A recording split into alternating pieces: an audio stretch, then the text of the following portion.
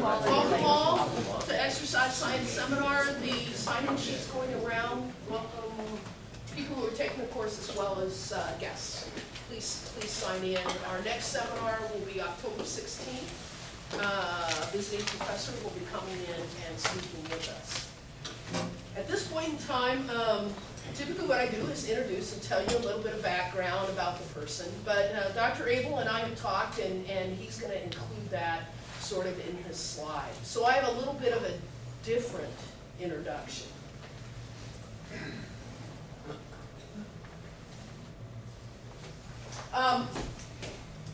Some of you know that I recently lost my father, and this is pertinent to your talk. My father was a career firefighter, 34 years on the force, and I know Dr. Abel's going to talk a little bit about safety and about training for the demanding job of firefighting. And this is a picture of my dad, and I think you'll notice a difference between gear worn and things like that. I have another picture here. I just recently received this picture, and I'm told this was the first fire my father ever fought in 1957. Please note, Nick, when he saw this picture, was flabbergasted at some of the safety measures with the fire and the hole in this farmhouse. That's actually my father up on a ladder suspended. Likewise, you'll notice some of the difference in some of the trucks that they use. This was actually the first fire truck that my father ever drove, and appropriately escorted or was the lead in the procession to the cemetery.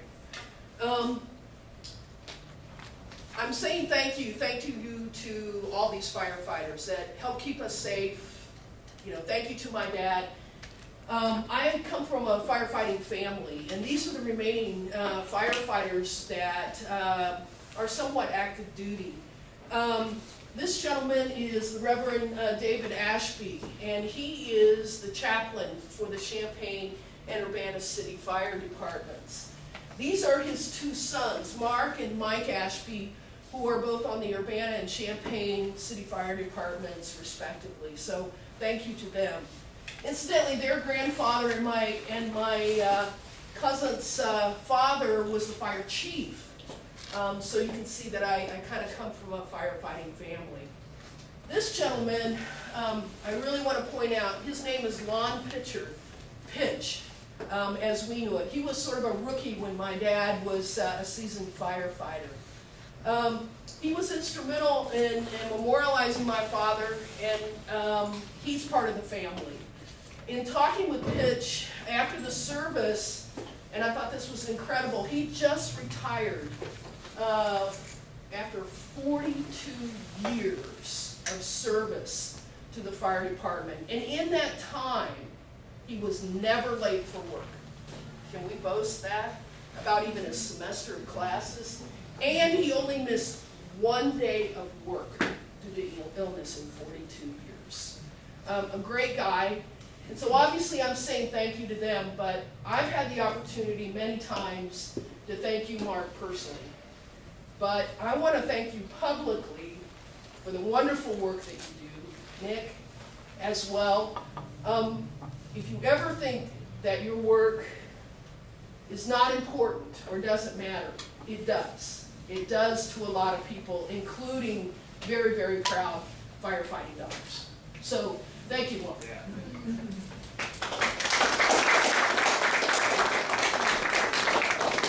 Okay, without further ado, take it away, Mark. I appreciate it. Certainly we owe a debt of gratitude to all the civil servants and firefighters specifically today.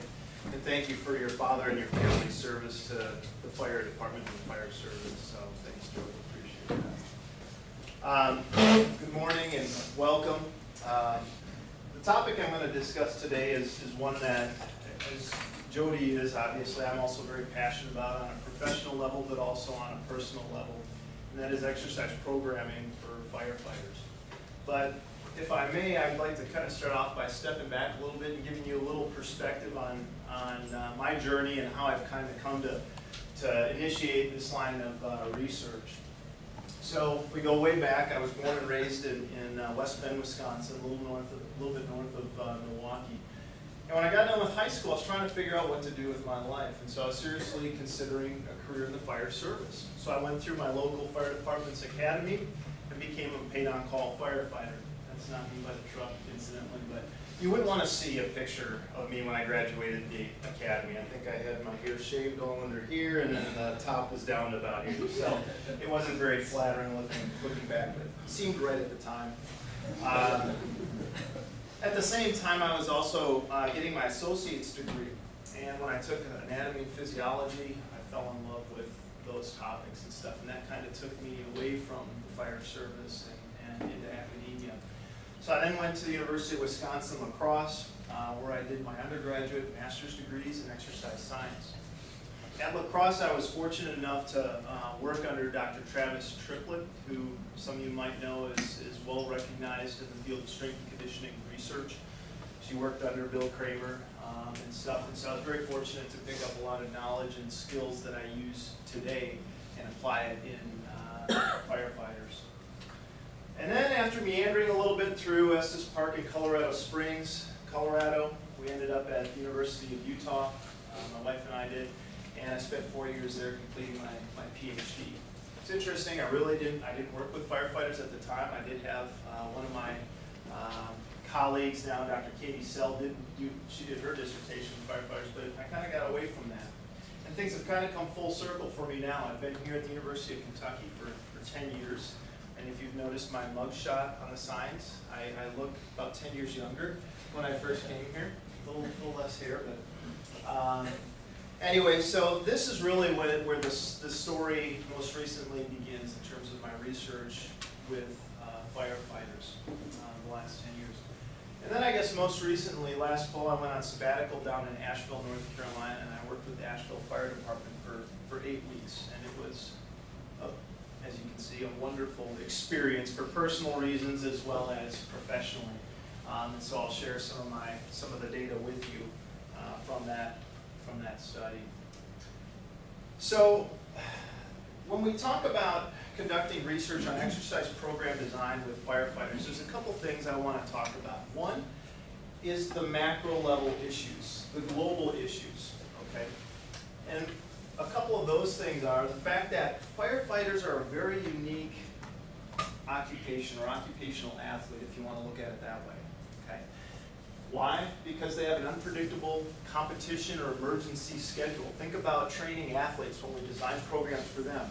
We generally know when their competitions are and we plan accordingly. We work back from that time point. But how do you train or design a program for an individual when their competition could be in 2 minutes from now, if they get a tow? It could be in 2 months from now. That's difficult, right? Also, we'll talk more about this in a minute, but the diversity of metabolic demands from different occupational tasks is crazy. Firefighters need all ends of the fitness spectrum. So how do you train multiple fitness attributes throughout the entire year and try and optimize those throughout the entire year? That's very challenging when you consider the interference effect when we try to enhance strength and endurance concurrently. But there are some strategies that we can use to mitigate that. Okay? So those are kind of some macro level periodization questions and things that we just don't have a lot of information on at all. We're forced to look at literature and athletes to see what's worked in them and what's not, but you're comparing two very different populations in that case.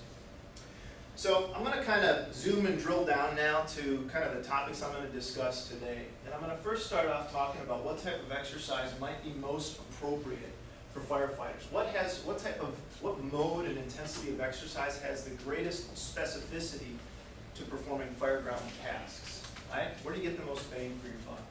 So I'll share some results from a study that we conducted a couple years ago. Then we'll kind of move into this Pandora's box topic, and hopefully that title was a little bit captivating for you, or maybe you just looked at it like, huh? I got a Pandora app.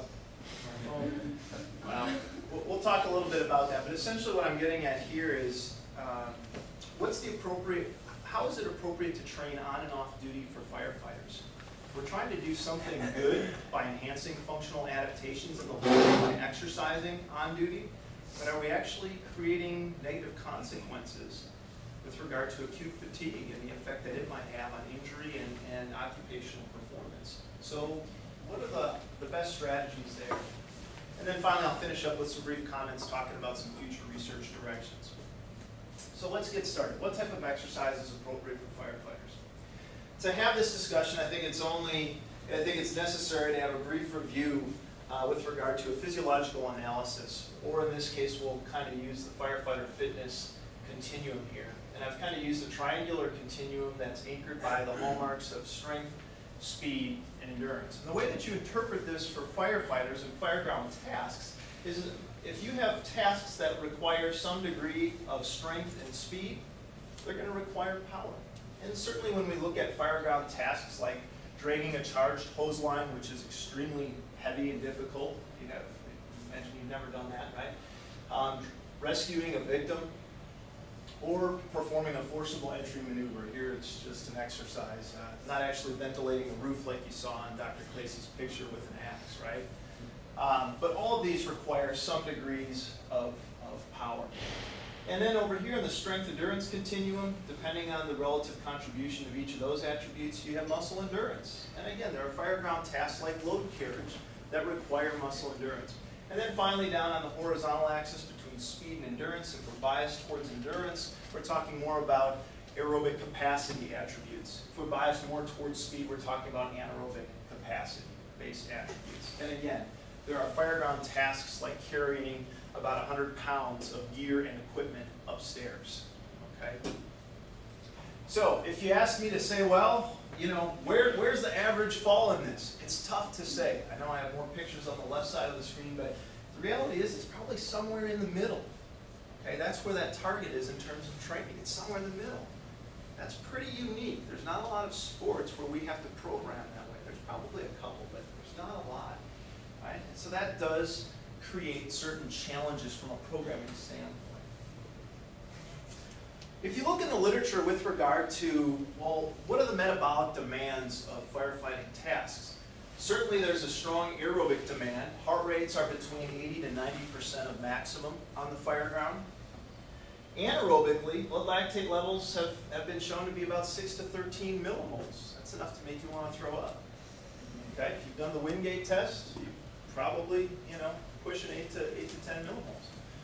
So certainly there's a strong aerobic and anaerobic demand of performing fireground tasks. So how should firefighters train?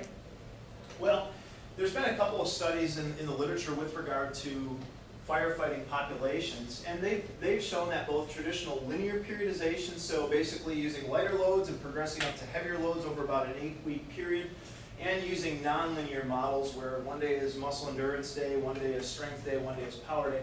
Both of those have demonstrated significant improvements in fitness outcomes as well as occupational performance. Okay? However, I'd suggest that there are some caveats and potential limitations with these training techniques. They tend to be time-consuming because if you're lifting for strength and power, you're going to have long recovery periods between sets. That's just inherent for that training strategy. And firefighters generally, a little bit of background on that, they generally have an hour. Most municipalities provide 1 hour of wellness per shift. So you have an hour to work out or do something else wellness related, right? So time is really of the essence in that sense. Also consider the fact that most departments don't have any equipment. Or if they're lucky and they're well funded, they might have a squat rack and a bench and some dumbbells, right? So do they have the ability to do that? And then this type of training, does it stress all energy systems? I'd suggest to you that some of these things that they've used isn't going to stress the body aerobically enough and probably not anaerobically enough. So an alternative might be circuit training, right? Something that most of us are very familiar with and performing ourselves.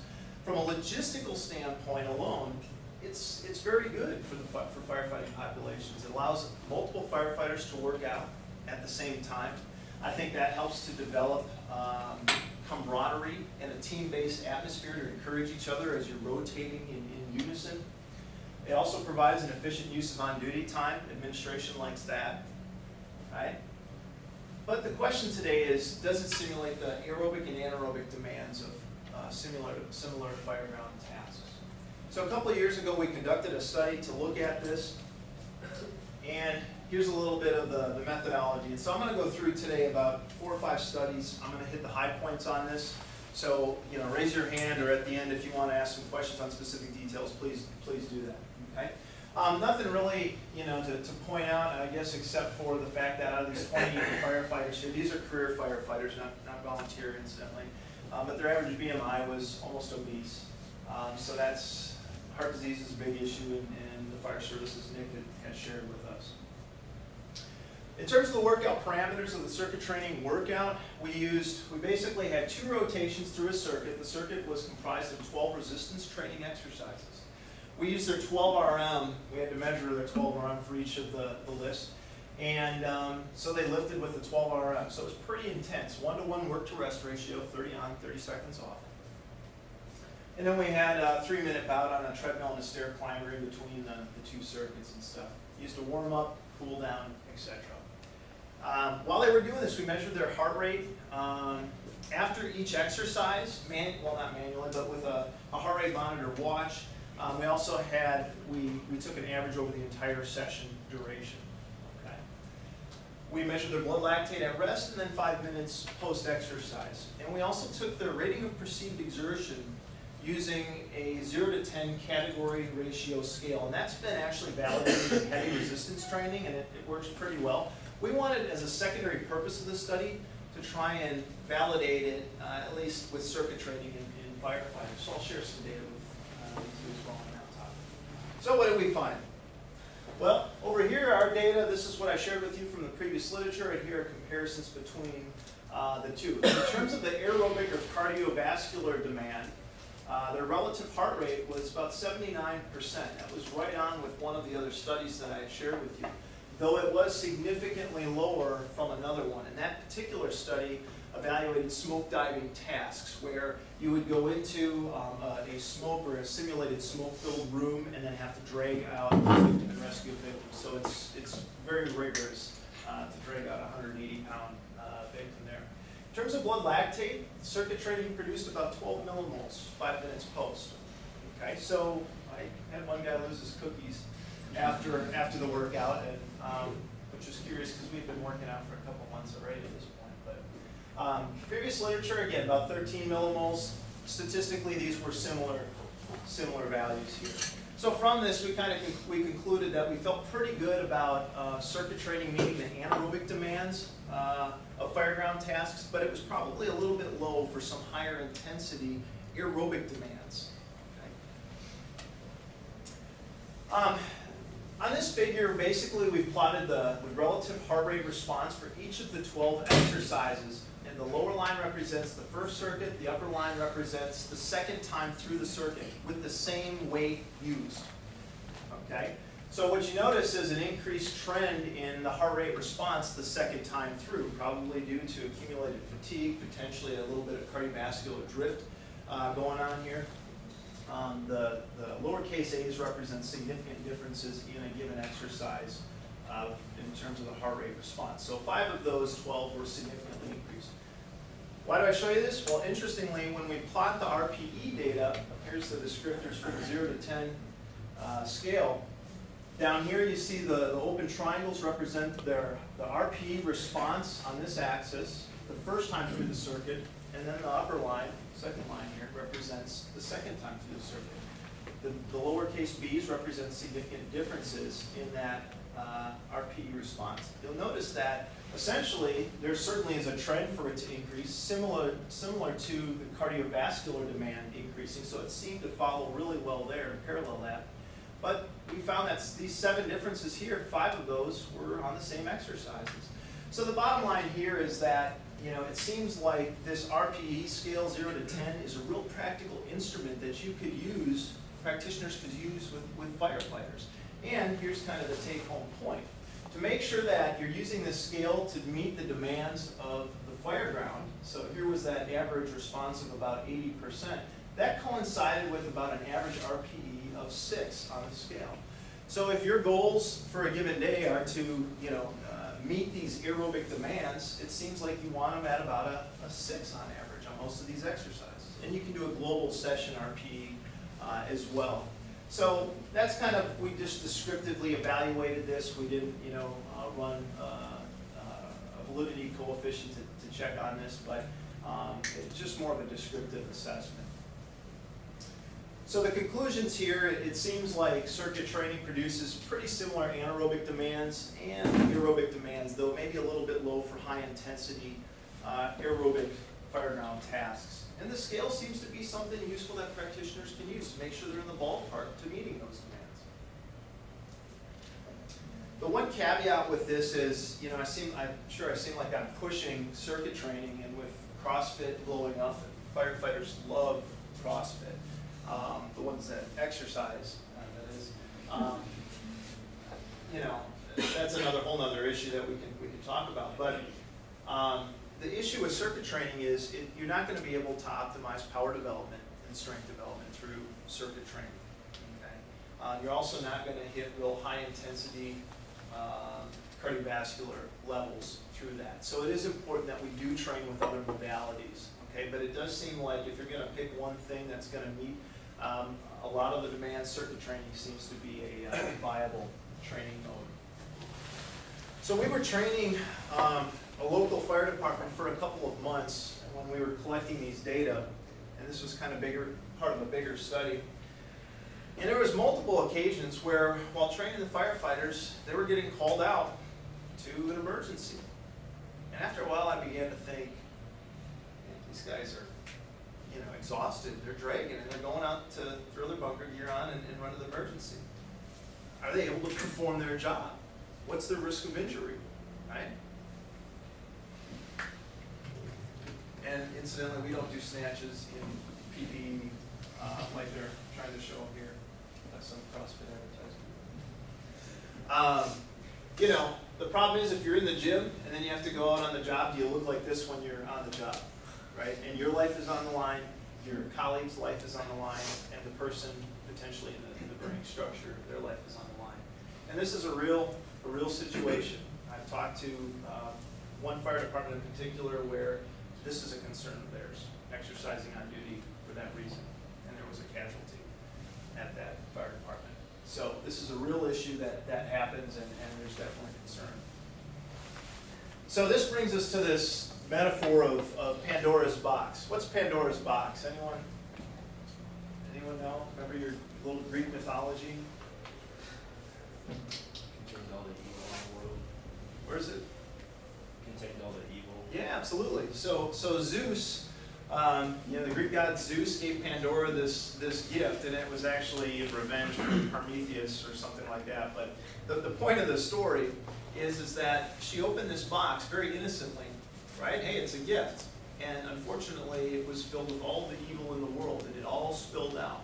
And so really the metaphor here with regard to this situation is, I think firefighters and tactical strength and conditioning professionals are trying to do good. They're trying to do right.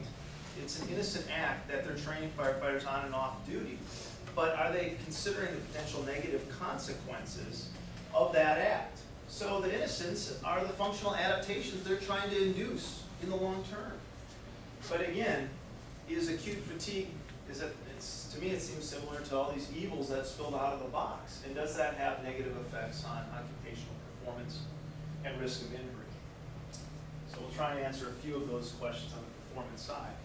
And so if you look at this another way, really this question or this issue comes down to, what is the balance in terms of the exercise prescription between inducing acute fatigue from a workout today when you may actually have to do your job to the long-term benefits or functional adaptations that you're trying to induce from that stress. So this got me thinking. I need to have some type of a working model here to evaluate this question because there's many moving pieces to it, many factors. So essentially what we're looking at here, or the questions we're asking are, how do different exercise modes and intensities influence firefighters' physical ability? And there's additional factors to consider. For instance, if there is a significant effect of fatigue from exercising either on or off duty, we've all been sore after we've lifted a day or two ago, right, to do your job, right? What's the time course of recovery when you can do your job to the same level, right? Is it 10 minutes? Is it 10 hours? Is it 2 days? Also, what's the interaction effect of fitness level? You would suspect that a more fit firefighter is going to be able to tolerate a given workload or exercise stimulus better and recover more quickly than an unfit firefighter, right? And then finally, are there restoration strategies that can help facilitate recovery more quickly? Things that we can do on the job after a workout. Okay? So here's the model in terms of the specifics and where I'm going to kind of walk you through a few studies today. And this is, again, I'm just focusing on duty exercise. I'll finish up with an off-duty study at the end here. So we're going to look at the effects of resistance training, and within that, both circuit training and heavy resistance training on duty, and look at the effects on fireground performance 10 minutes post-exercise. So if they get a call right after they're done working out, how well can they perform? To me, that was almost a worst-case scenario. If we're going to see an effect, it's probably going to happen there, right? Also going to look at a study we just collected data on down in Louisiana on endurance training on duty. And there, we used vigorous exercise intensity. I'll describe that a little bit more specifically. And we looked at 10 and 60-minute post-exercise time points. Okay. So let's take a look. So the first study we did a couple of years ago, we looked at the effect of circuit training on duty. And I'll tell you about some other additional findings from this. But here are the parameters. Somewhat similar to the other study, but we had a lot fewer lifts here. We had 2 circuits. Seated row, bench press, deadlift, dumbbell shoulder press, and some ancillary work for the core. They performed 10 reps at 95% of their 10 RM. Okay, so just a few pounds essentially under what their 10 RM was actually assessed at. 1-to-1 work to rest ratio. Okay, so again, very similar to the other study I just shared with you. The descriptives are here. We had 12 firefighters in this study. You can see their BMI is a little bit lower here than the other one. But average age 32 years here, VO2 peak about 46 mLs per kg per minute. So how do we assess fireground performance? We can't actually go to a fireground and see how they're performing. We have to standardize this, right? So I'll show you an example of a typical fireground test that we use. So this is an individual down in Asheville, not in this particular study that I'm sharing with you, but it'll be in one of the future ones.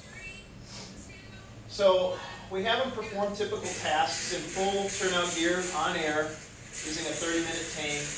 So they start off with a stair climb. In this particular study, we did 3 stories. Sorry, this is amateur video.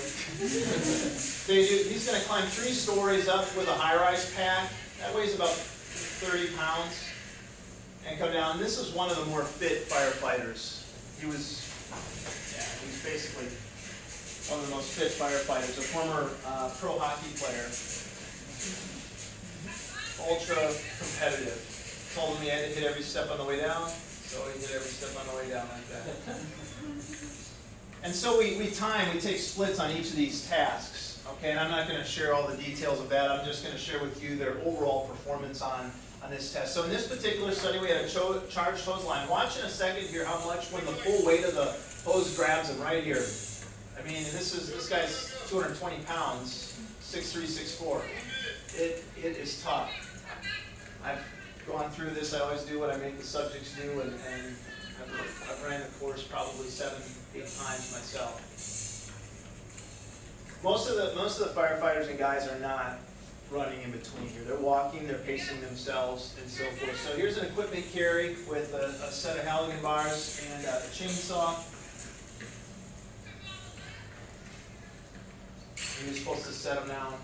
This is the hockey player, competitive guy in him, trying to cut any corner possible. But great individual, and he's the kind of guy I want rescuing me, certainly. We did a ladder raise here with a very small extension ladder, just a ladder. And then he went in and he's going to perform a forcible entry maneuver on a Kaiser sled. This is about a 160-pound steel beam, and he's using a 9-kilo sledgehammer. He's got to move it all the way essentially to the back. simulating forcible entry with an axe on a roof, or more of a transverse plane movement would be breaching a door to get into a structure.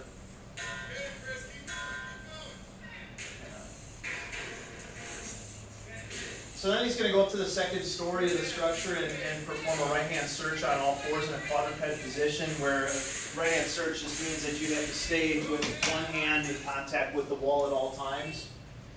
It was a dimly lit room. And then,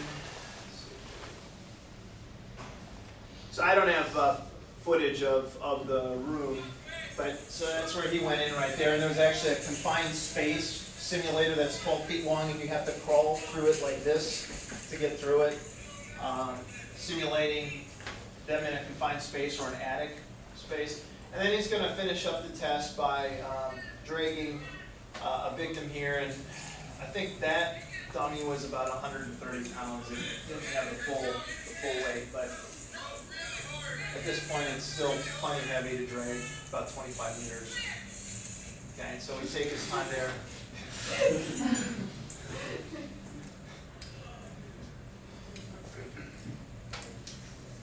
So we measured blood lactate 5 minutes after this in all these studies, heart rate throughout. He said his name, you would be real happy there. Okay, so that's just to give you an idea of how we simulate what their fireground performance, their physical ability here. Okay, so let's take a look at the design of the study. Even though firefighters, they train with these types of tasks normally, but to put them all in a sequence like this is a little different, so we have to familiarize them to try and reduce any learning effect or familiarization effect. So what we do is we bring them in on one day and we have them run through it twice in gear on air, so they get used to essentially pacing themselves, knowing, can I run between stations here, or should I be walking to pace myself? So there is certainly a little of that going on. You notice improvements from the first to the second trial, and usually that gets rid of any learning effect.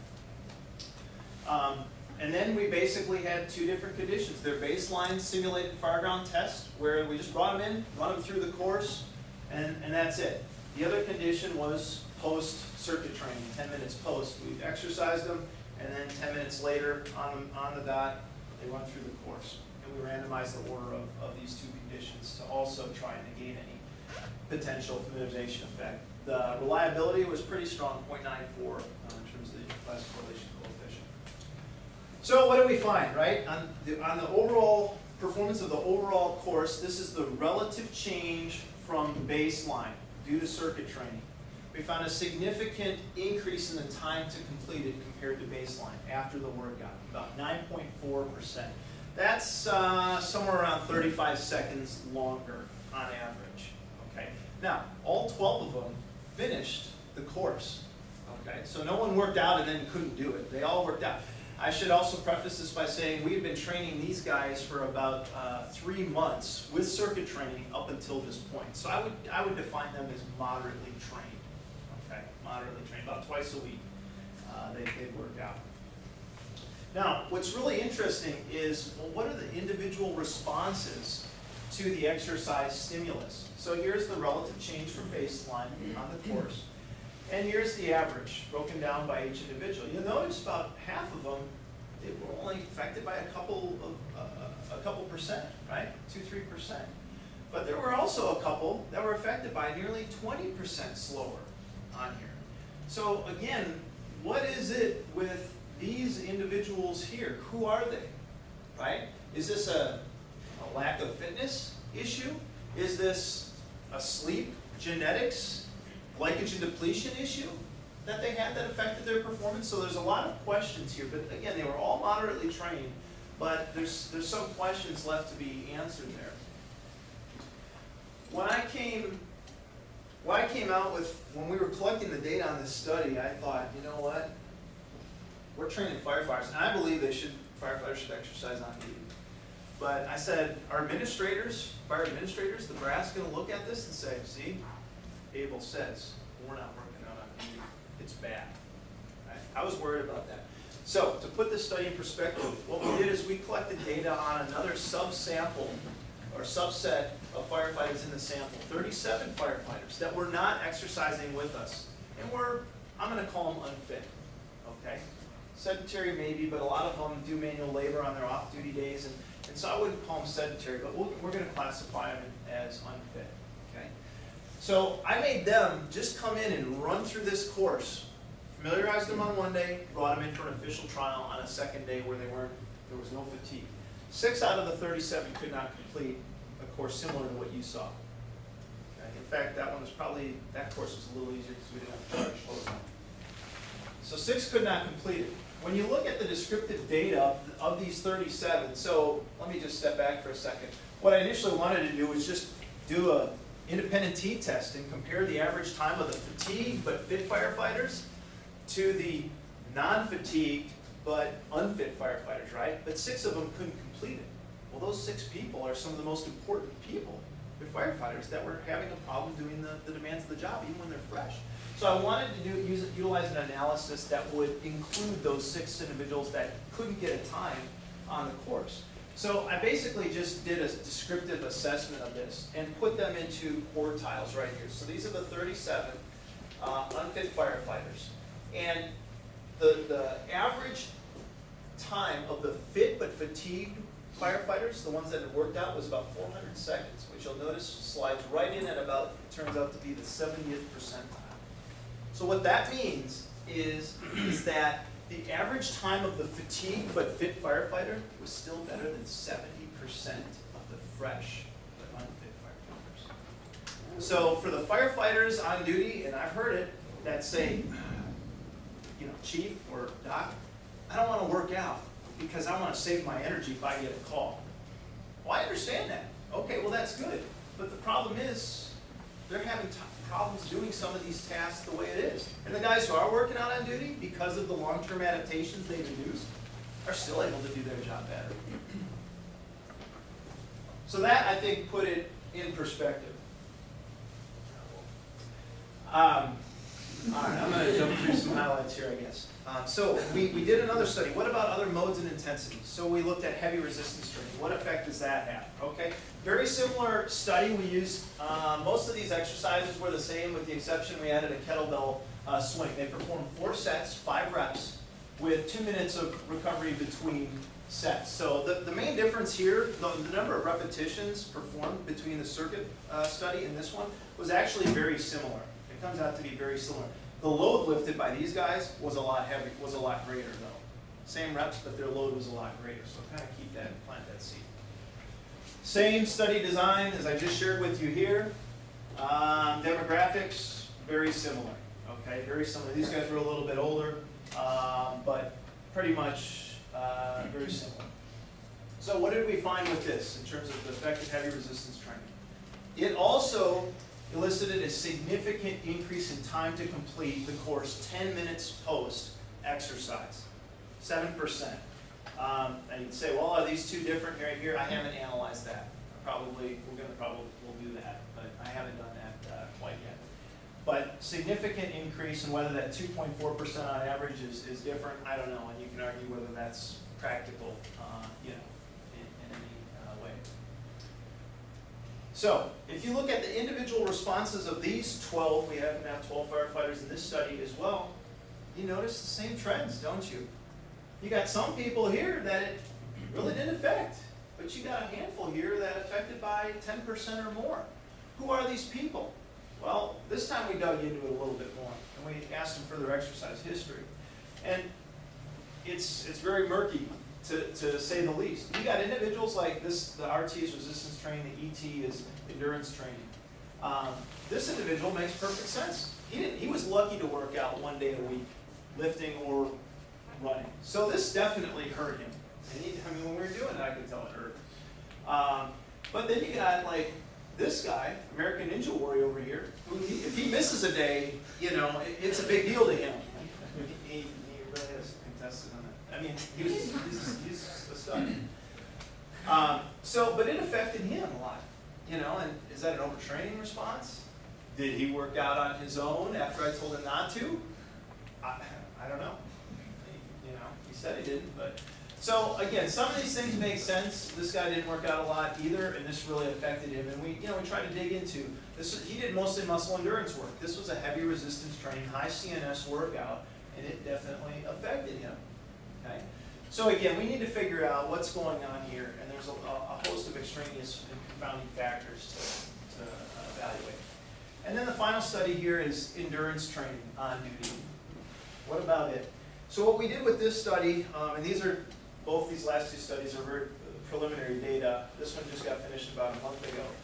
Here we did max GXTs on all the participants in the study. We did that for two reasons. One, to describe the aerobic fitness level.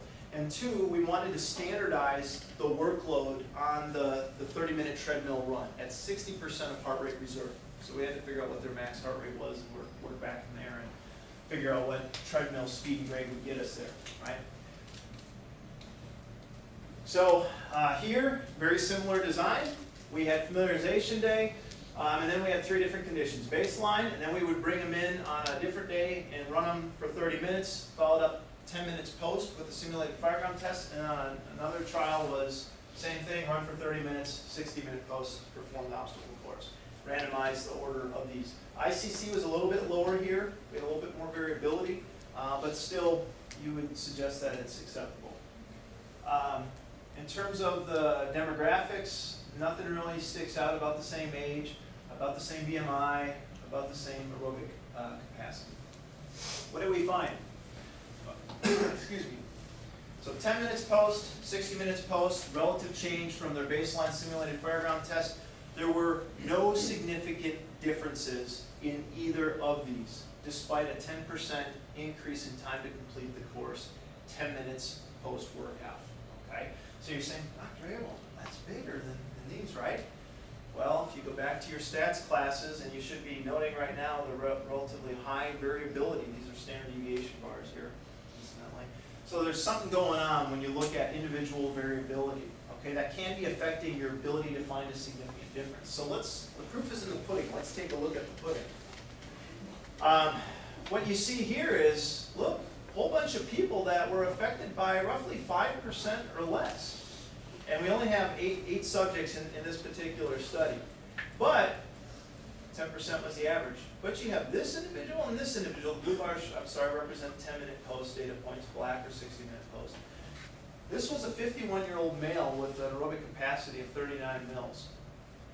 10 minutes post run, the run hurt him. The run hurt him a little bit. And so it was reflected in that. This individual here, 32-year-old female with an aerobic capacity of 41 mils and a body weight of 55 kilos and smoker.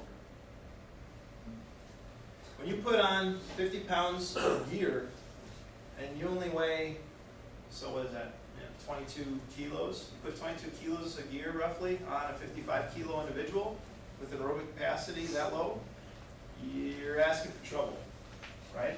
And there was, so that really hurt her, but she bounced back. But these are relative changes. If you look at the absolute data, the time it took her to complete this, it took her almost double the time to complete this than anyone else. She completed it, and I give her a lot of credit, but it was very challenging. Okay? If we look at the 60-minute data point right here, this was a male 28 who was obese, 33% fat. But notice how it jumped up from 10 to 60 minutes post. So why? You'd think it really should have had an effect here. Well, when we looked at the weather that day, the heat index was 97. Yeah, right? But you know what? Guess what firefighters have to work in? Heat that's a lot worse than that. A lot worse than that. So again, what we see here are extraneous factors affecting different people differently. And for some of these individuals, it was 90s, it was up in the upper 90s for the heat index as well. But so again, it seems like different modes and intensities of exercise are affecting different people differently. And let's just get to the fun stuff here. So that's all on-duty stuff. I'm going to just briefly share off-duty. So we've all lifted and you feel sore a day or two later, right? Imagine having to save someone's life or your own life now when you can't get out of bed in the morning because you lifted too heavy or you did something new. right? And if you look at data from laboratory-based data, we know that torque production 24 to 72 hours post-exercise, especially if there's a large eccentric loading component to it, torque production goes down. So does your physical ability go down on the fire ground. So we looked at their physical ability 24 and 48 hours after the heavy resistance training workout that I already shared with you as part of that other study. So here's the on-duty data from the circuit and heavy resistance training, 10 minutes post. Let's look at 24 and 48 hours post. Nothing. They're back down to baseline. They're within about 3% of base, or actually within 1.8% baseline, and then right back down. So there's no significant difference 24 or 48 hours later. Suggesting that if you're going to lift heavy, probably a good idea to do it off duty, right? And again, you can look at the variability here. Specifically, the black bars represent the 10-minute post. The gray bars represent the 60. These are the 10-minute post data points. I just pointed out the individuals who are affected still by 5% or more. So there's still some people that there is some residual effect a day later. 2 days later, not really anything at all going on. And again, some of these are the most fit individuals. What else is going on here? We're kind of getting out of time. I'm going to skip over this. I do want to acknowledge the Kentucky Fire Commission and the NSCA for their financial support in some of these projects, along with all the fire departments that have participated in these studies. In addition, I want to thank Melissa Uffring, who just graduated with her master's degree from Louisiana Tech, for conducting the endurance training study with the Ruston and Lincoln Parish Fire Departments just this spring. And then also for her research assistants that did a phenomenal job with that. So we have 30 seconds for a question maybe. I'm sorry that I rushed through a little bit of this. Yes, sir. So